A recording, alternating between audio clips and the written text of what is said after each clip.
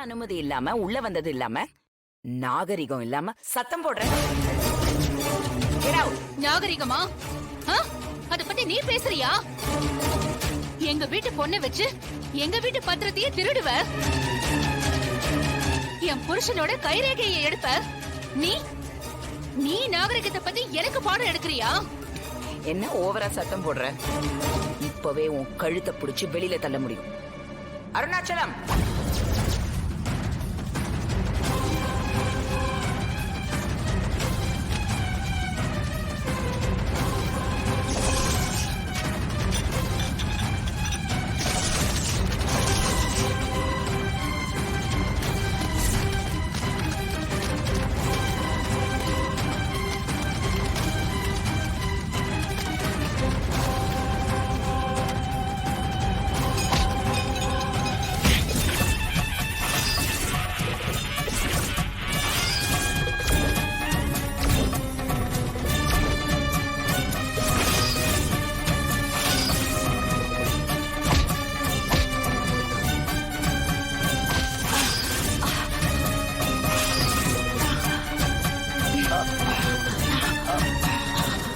என்னடி வீட்டுக்கு அடங்கி இருக்கிறவ நீ பண்றதெல்லாம் பாத்துக்கிட்டு வேடிக்கை பாப்பன்னு நினைச்சியோ?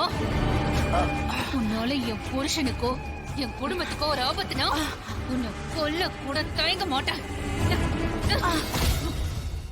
ஏய், நான் யார் தெரியுமா? என் மேலேயே கை வைக்கிறியா? நான் நினைச்சா உன் குடும்பத்தையே இல்லாம பண்ணிடுவேன். சீ, வாய மூடு. நிலத்தை கொடுக்கலன்னா விட்டுட்டு போக வேண்டியதானே? எங்களை ஏமாத்தி அந்த நிலத்தை பறிக்கணும்னு பாக்குற. உன்னை சும்மா விட்டுருவேன்னு நினைச்சியா?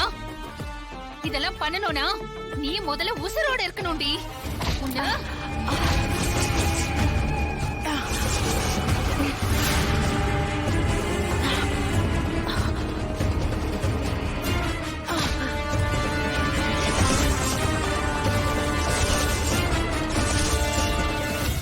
அது எங்க பூர்வீக இடம், அந்த சிவனோட சொத்து.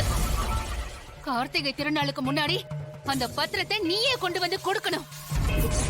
அப்படி கொடுக்கல அந்த பரமசிவனே உன்னை கொடுக்க வைப்பாரு.